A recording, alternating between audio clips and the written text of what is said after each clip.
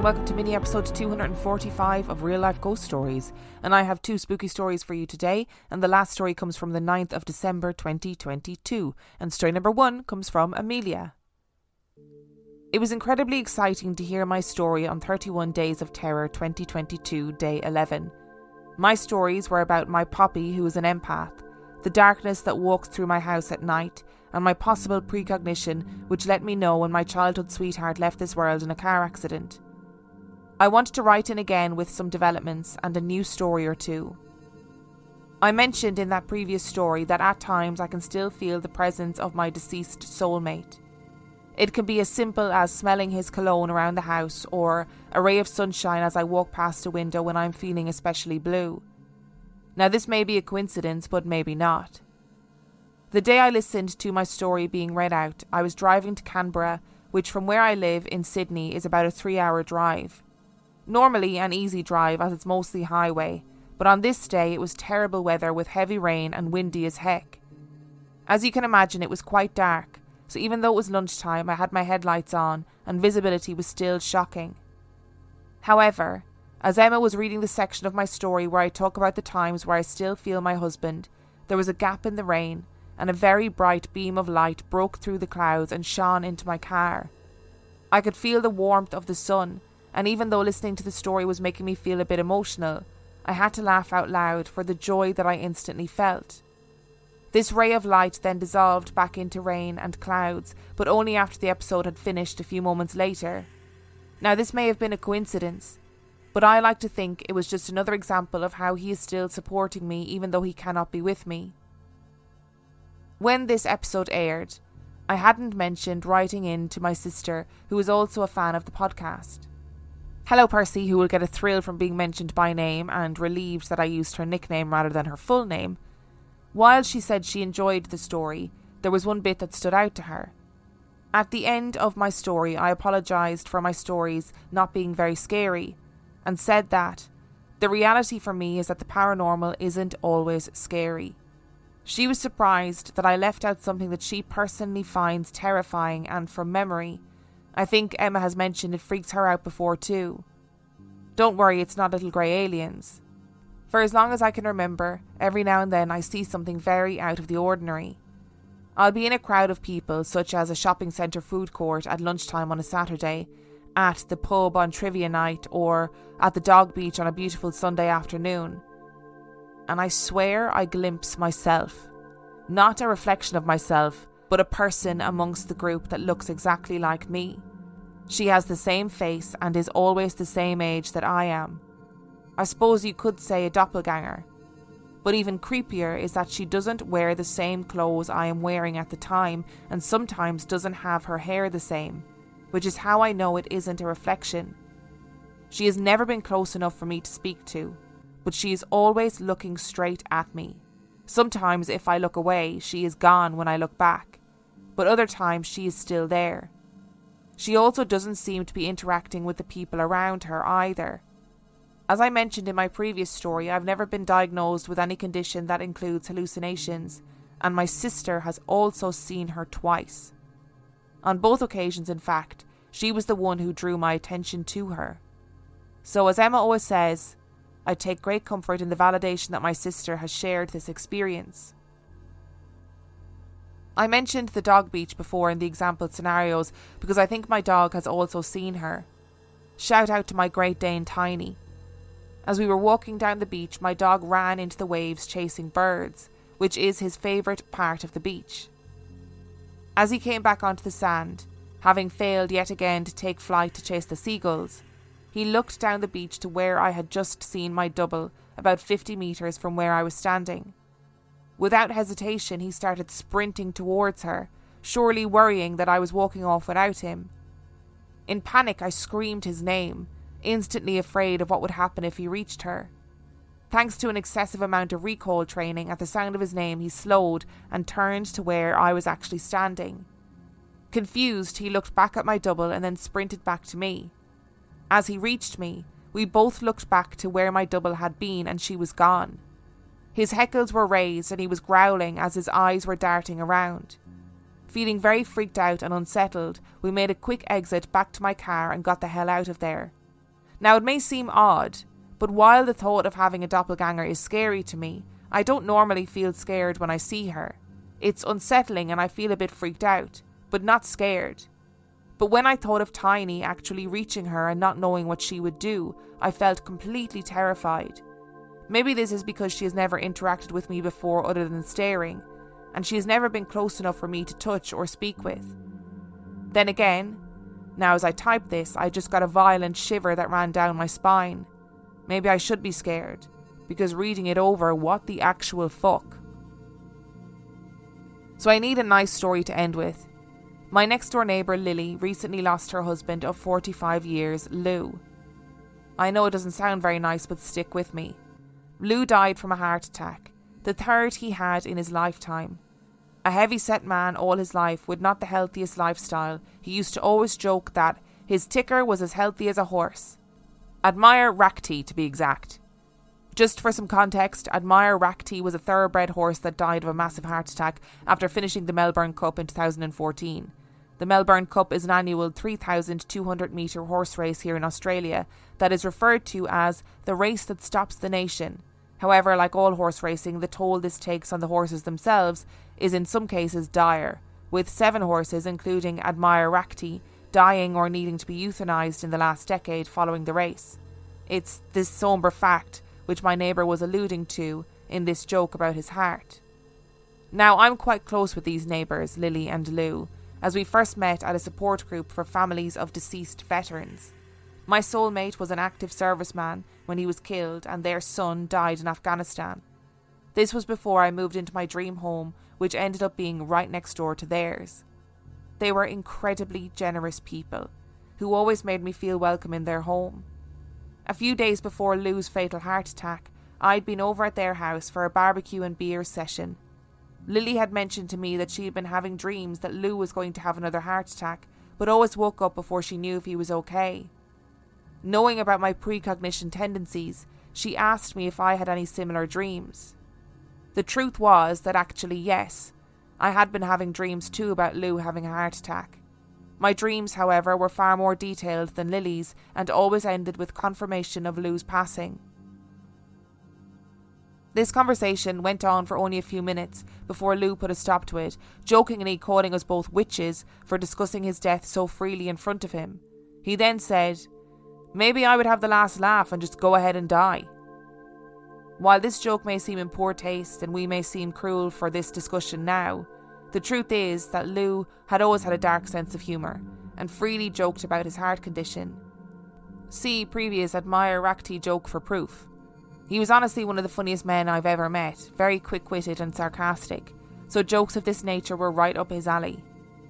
On the day of his passing, Lou had stayed at home from golf because he wasn't feeling very well. Nothing specific, he just felt off. He had insisted, however, that Lily still go and teach her painting class at the local senior citizens club. When she returned home 2 hours later, Lou was sitting in his favourite chair and looked as if he was sleeping. The doctor believed that he must have had his heart attack at approximately 10:30, just as Lily was finishing up her class. Now, while this was tragic, what makes this a nice story is that 2 seemingly random things happened just at the moment of Lou's suspected passing.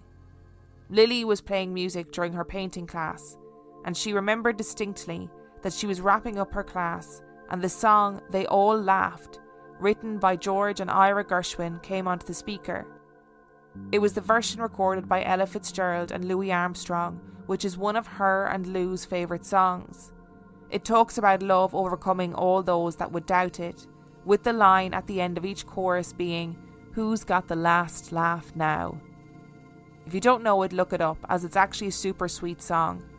And this version was the song Lily and Lou had as their first dance when they were married.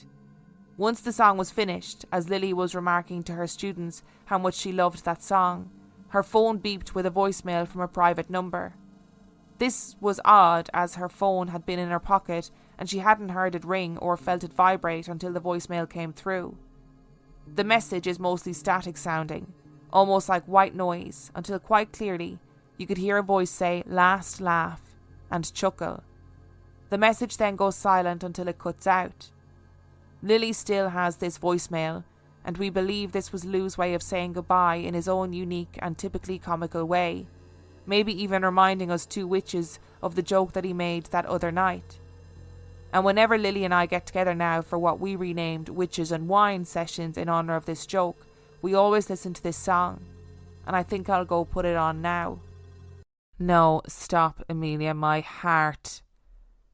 I had to stop myself from getting very emotional when I was reading that, particularly Lily and Lou's story. Firstly, I know that people are probably sick of me saying this every single mini episode, because it comes up pretty much every single mini episode, but I feel like if people are going to find a way to come back and let you know that they're okay, then I think it's okay to put your sceptical hat aside and accept it as a comforting sign of love and closure and peace and calm. And Lily and Lou's story is just absolutely beautiful. I mean, it's so sad, and it does make me so sad, and anybody who is suddenly taken away like that, it always feels needless and painful, and it feels like it is somehow unnecessary, but it does happen, and it happens a lot. And I think it is so beautiful that in that moment that particular song played. And I don't care if people want to say it's a coincidence and that, you know, people read too much into these things or whatever. I think it's absolutely beautiful, and I think that was absolutely Lou having a moment to say, Lily, I'm gone, but I love you. Here's a really personal, gorgeous, private memory for me and you. Our first dance song, and a song that meant the most to us, and a little nod to my joke that I made about having the last laugh. Also, just to say, dark humour is very important. I really do think finding the humour in terrible situations is incredibly important. And I don't mean laughing at terrible situations. That's not what I mean. And I'm not talking about making jokes at the expense of people who are in bad situations. Again, not what I mean. But what I mean is, if you can't find the humour within a dark situation, it becomes really, really difficult to deal with that situation. And what a way to honour his life as well, to have that song to listen to and to remember him with such positivity and fondness and like silliness and jokes. And even though the situation is awful, and even though the situation was awful, he was able to make jokes about it. It just, that did my heart good, I think, that story. I will say though, Amelia, what didn't do my heart good was your just casual throwing in of your doppelganger story there. How did you write in a previous email and not remember to mention the fact that you have a doppelganger that you see regularly, that your sister has seen, and that your dog clearly has seen and gone, hang on a second, what the fuck is going on here? Like, what does that mean? What does that doppelganger mean? What does she want? Why are you seeing her? Why is she always slightly different than you are, as in different hair, different outfit? Is it like a time slip thing? Are you seeing yourself in the past or in the future? Is it another dimension, Amelia? Do you know what? To be honest with you, if it was me, I wouldn't care to find out. I wouldn't want to find out. I think I just would pretend that I never saw her and hope that she didn't try and make contact with me ever. You can't always see bad weather coming, so it's essential that you're able to see through it when you drive. Michelin wiper blades with advanced technology hug your windshield like a Michelin tire hugs the road, channeling away water, snow, and ice so you can see clearly, drive confidently, and breathe easy. Michelin wiper performance, clearer than ever. Upgrade to Michelin premium wipers today at Walmart, Amazon, and other fine retailers. And story number 2 comes from Kathryn, and just to say that this story does talk about suicide. My experience happened back in 2003 or 2004. I had just moved into a flat with my then boyfriend. The first day we got the keys, we went to go and have a look around to see what furniture we would need for the place. The moment we opened the door, we noticed the place was incredibly hot. And I mean like we had just walked into the Bahamas hot. We made our way down the hallway from the front door, with a bedroom on the left and the right. Then the living room on the second door to the left, bathroom second door on the right, and then finally the kitchen straight ahead of us. We walked into the living room to find that the gas fire was on as high as it would go. Okay, I thought maybe the landlord had been in before us to check it was working and forgot to turn it off, but I had a weird, almost uneasy feeling the entire time we were there. I also noticed that all of the rooms had locks on them. My boyfriend said that the landlord had rented the rooms out individually before us and never got around to taking the locks off, which I thought fair enough. We moved in a few days later, and again the first few nights I had this uneasy feeling. I brushed it off as being away from home and not much else. So the months passed by without any incident, but then I started to notice little things, like I would always feel like I was being watched when I was on my own in the flat. We then got our first cat, Felix, and from the first day, if we were in our bedroom, he would stare like he was watching something that wasn't there, sometimes even chattering as if he wanted to get to something. Creepy, but as this was my first cat, I chalked it up to normal behaviour. There was one day I remember being in during the day on my own, cleaning in the living room, when out of the corner of my eye, I caught something falling off of one of the shelves. I went to check it out, and it was a CD. Now, from what I remember, it hadn't been in a particularly unstable spot. Weird, but again I brushed it off. I continued on with what I was doing and went through to the kitchen when out of nowhere the stereo in the living room came on. But it came on with the volume up at its highest, which is something we had never done being in a flat. To say I jumped would be an understatement. I quickly turned it off and checked to see where the remote was, in case the cat had somehow managed to sit on it and turn it on. But the remote was sitting on top of the stereo. A weird, uneasy feeling came over me, and I brushed it off as quickly as I felt it, telling myself that it was just a power surge and nothing else. Things continued to fall off the shelves, and the stereo turning itself on any time I would be on my own. I began to not want to be on my own after a while. There was one night we had some friends over for some drinks. We were all sitting around the living room having a good time, laughing and joking, when out of nowhere again a full pile of CDs fell off the shelf. I'm talking like 7 or 8. I wasn't the only one to see it this time though. One night my boyfriend and I had switched sides on the bed, with me now sleeping closest to the door. I fall asleep pretty quickly, but I started to have what I can only describe as a lucid dream, something I had never had and never have had since. I remember knowing I was sleeping but being completely aware of what was happening. I knew I was in my bed, but I could hear someone coming up the stairs to the front door. I heard them take keys out and put them in the door, unlocking it, and coming in and closing the door behind them. They then made their way down the hallway to our bedroom. While I could hear this, I could also see it happening as well, but I could only see their legs. Then they came into our room and stood at the side of the bed where I was. By this point I was no longer sleeping. I had willed myself awake, but I couldn't bring myself to open my eyes. I could still feel them standing behind me, watching me. I could feel my heart pounding and the blood rushing past my ears. I forced myself to open my eyes and look in the mirror that was on the side where my boyfriend was, and nothing, no one. And as soon as I had done this, every feeling of dread or heaviness lifted immediately. Safe to say I didn't get much sleep after that. The next morning I started to tell my boyfriend about the weird dream. The more detail I was giving him, the more colour drained from his face. He asked me to stop as I was freaking him out. I thought a little sympathy would have been nice, as I was the one who had had the awful dream. Not much else really happened after that, and it seemed to calm down a lot. We came to the end of our lease, and I wasn't really up for renewing it, so we decided to move out. Come moving day, we were getting the last of our things and taking them down to the car, when one of my friends said to my boyfriend, "Have you told her yet?" I immediately asked what he meant.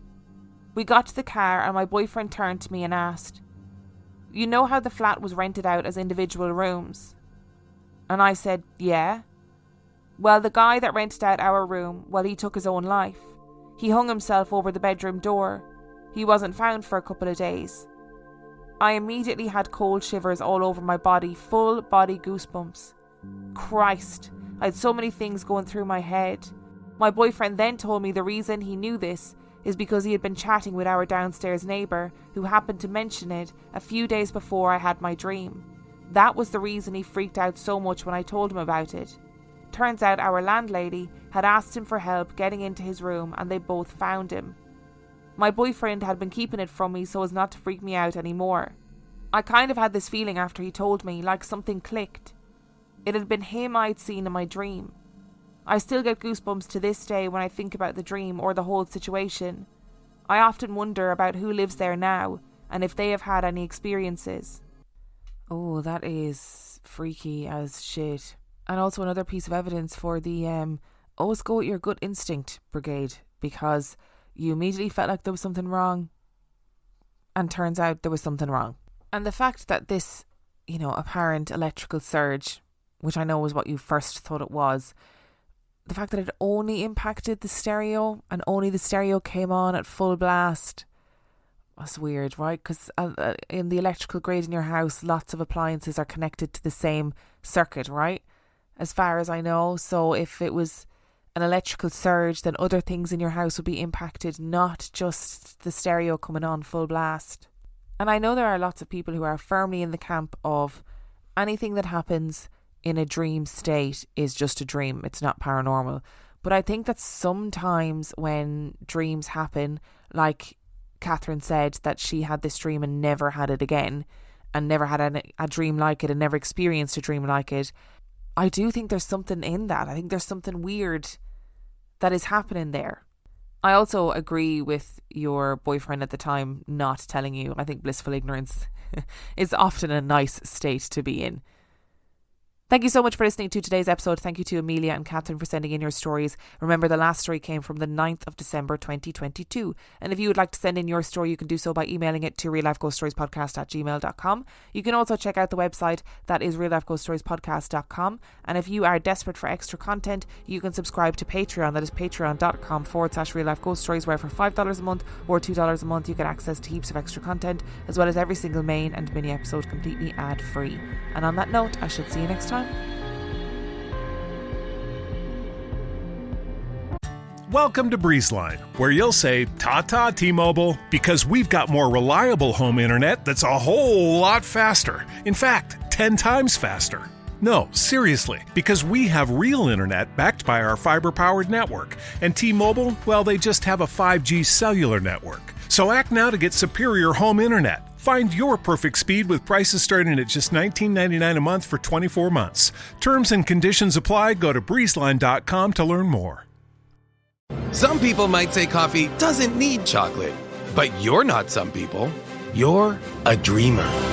You see the possibilities of chocolate and caramel flavors swirling together with cold brew, topped with velvety chocolate cold foam and cocoa caramel crumbles.